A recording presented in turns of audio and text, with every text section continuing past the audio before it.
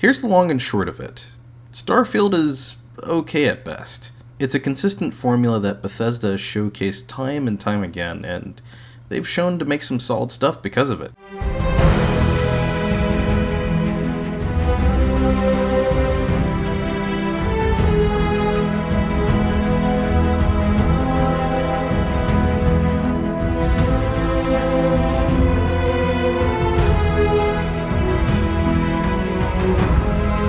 Starfield is decent.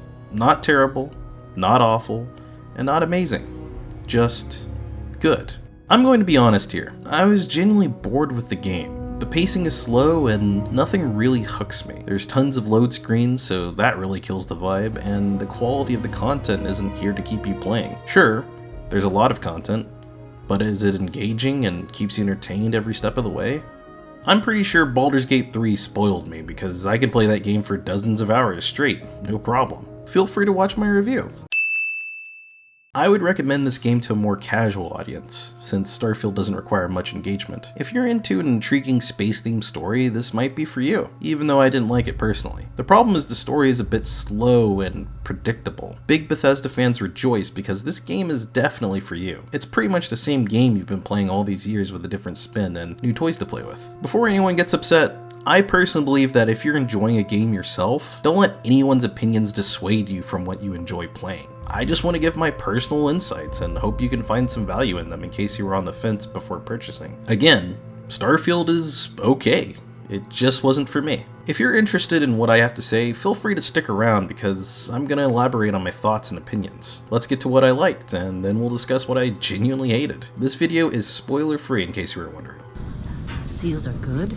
Oxygen's good. Just do what you did last time, and you're fine. Follow my one simple rule. Hella, what's my one simple rule? Listen to Lynn. Boss lady knows best. Exactly. Listen to me. Just like every other Bethesda game, the intro is going through the motions of mechanics, characters, and its setting. Hey, you're finally awake. Let's see. Are you a boy or a girl? Everything has clearly gotten out of hand now, yes. But it was worth the risk, I assure you. You get to customize your character and choose your background. Nothing too crazy, and you get into combat fairly soon. I really thought I lost them. Barrett?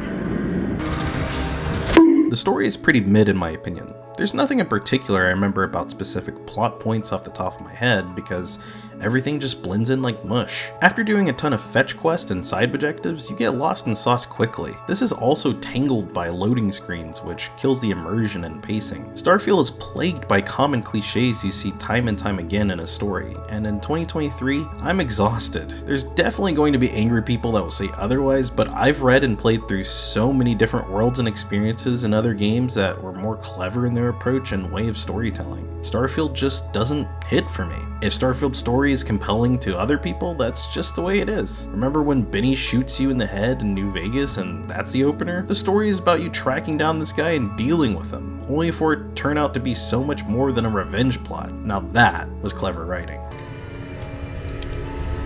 Truth is, the game was rigged from the start. I will give credit where credit is due, and that's the characters. I love them to death. By the end of the game, you'll probably feel emotional about having to say your goodbyes. They latch onto you like family. Family, family, family, family. There's plenty to do in Starfield.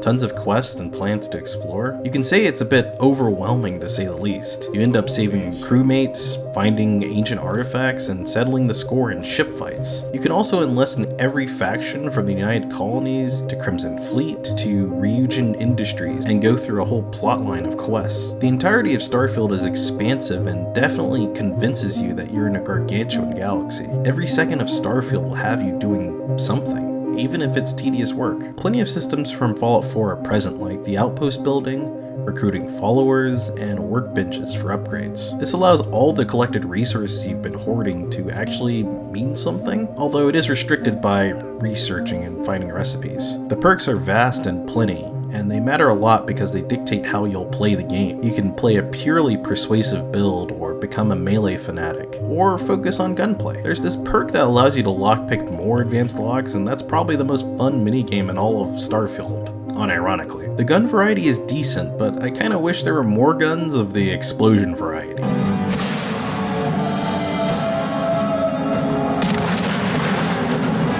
The major positive is there's a present power fantasy. Each level is important, and that feels great here. The music and sound is the heart and soul of Bethesda games, and I've gotta say, they nailed it. Yes, that's a good thing. Just keep going. Do you see anything?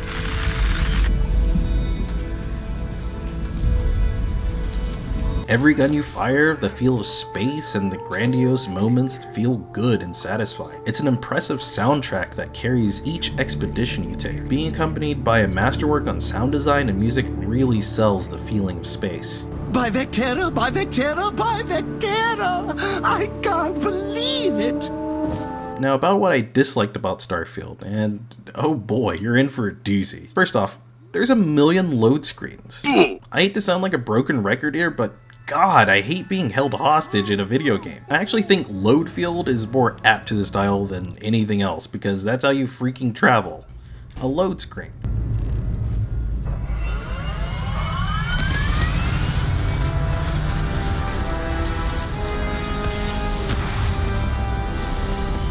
Get out of the cockpit. A load screen. Alright, let's cycle that airlock and get aboard.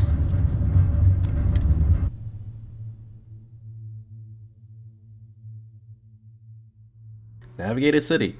A load screen.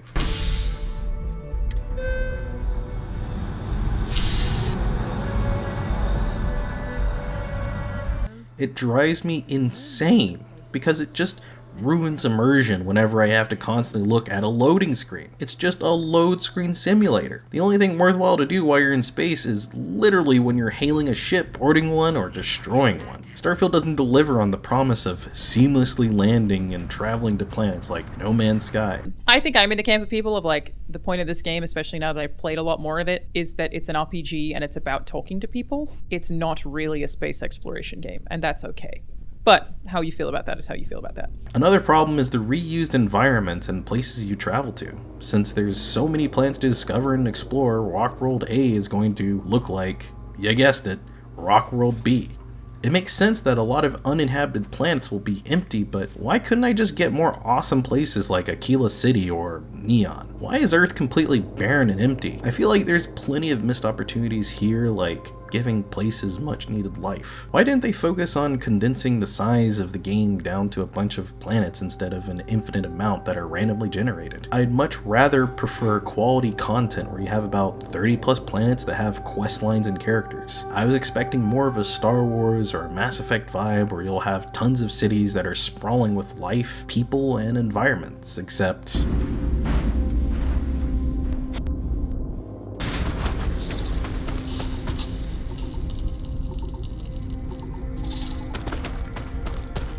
where's the map? It's 2023 and you have a million places to go, but at least have a map to navigate cities better. Overall, playing the game and exploring a bunch of planets, I'm not exactly sold on the idea that there's infinite content available, especially if it's all more or less the same. Another big issue is the enemy AI, the classic Bethesda staple and black sheep.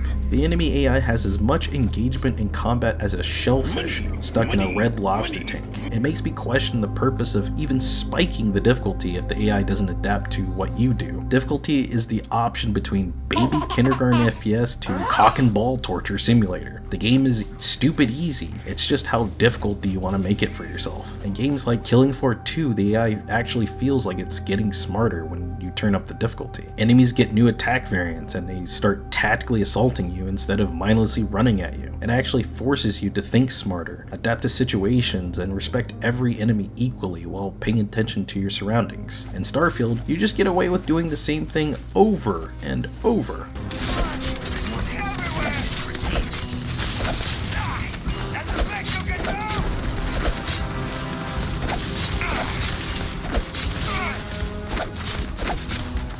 I do not feel pain. 60% of the time, it works every time. And don't get me started on the enemy variety. It's god awful. You're either going to be shooting at a person that's security guard 1 or pirate number 69420. There are robots and random aliens. There are somewhat interesting creatures known as terramorphs, but even they are subject to the stupidity that is the AI. I wanted to see a lot of different alien creatures that would knock my socks off and genuinely surprise me. Unfortunately, I didn't see as much variety as Skyrim had. I definitely wanted it to get weird. Let's get weird, buddy. Let's get weird. Inventory management is an actual fucking nightmare. If I'm not having to load all of my burdens onto my fellow companions, I'm just moonhopping back to my ship with a crap load of stuff to carry. The inventory is such a pain in my ass, not because of weight, but how you unload everything. You actually have to click every piece to release your baggage. Whoever thought this UI was a good idea should be ashamed, because it's absolute dog water. Honestly, I didn't care for the scanning system. It just feels like it doesn't add much to the game, especially since you can just buy minerals later from a vendor. Why even mine stuff when credits drop like candy? What was the point? Melee variety feels awful. I stuck with an axe for 5 hours until I found a different axe and used it for another 8 hours. There were swords and knives, but I expected, lightsabers. There's laser and energy guns, so it isn't far-fetched. Overall, I just expected a lot more melee variety, given how the gun loadout seemed. My advice is don't do a melee build, unless you like having only 5 weapons to choose from. I once saw him kill 3 men in a bar with a pencil. There's a ton of dialogue, and I mean there's a lot of talking. If you don't mind spending hours on end scouring through text and persuasion checks, then this isn't that big of a deal. But I feel like there's too much fluff and not enough concise story bits that you need to stay invested. I also hate how everyone you talk to just stares at you. It's really creepy. This is a Bethesda game through and through, and that you're going to encounter a bunch of bugs. I was fortunate not to encounter so many, and they didn't really stop my progress. It's just another lie from Todd, I guess. I'm sorry, I didn't know. An unpolished game. At least it's more polished than Cyberpunk and No Man's Sky on release. Unfortunately, this game doesn't evolve anything that Bethesda has done in the past. Nothing comes out and just wows me. It's the equivalent of superhero movies these days. Same formula, different title. In my opinion, it just leaves me wanting more. Starfield leaves me with an unfulfilling experience that I'll just end up forgetting about as better games come out. Check out my review of Baldur's Gate 3. Thanks.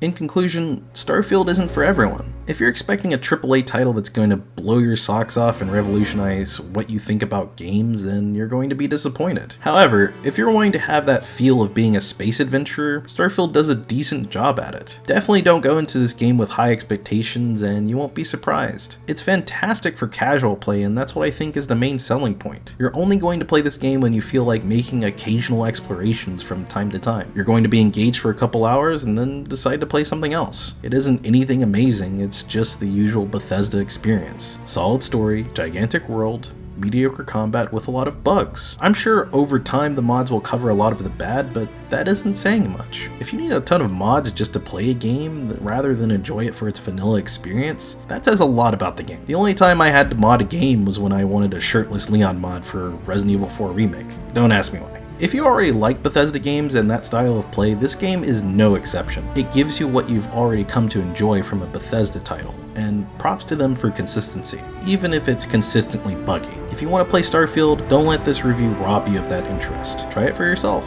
However, if you want a true space exploration simulator, I'm sure Star Citizen will deliver that 100%, as soon as it comes out in the year 2100.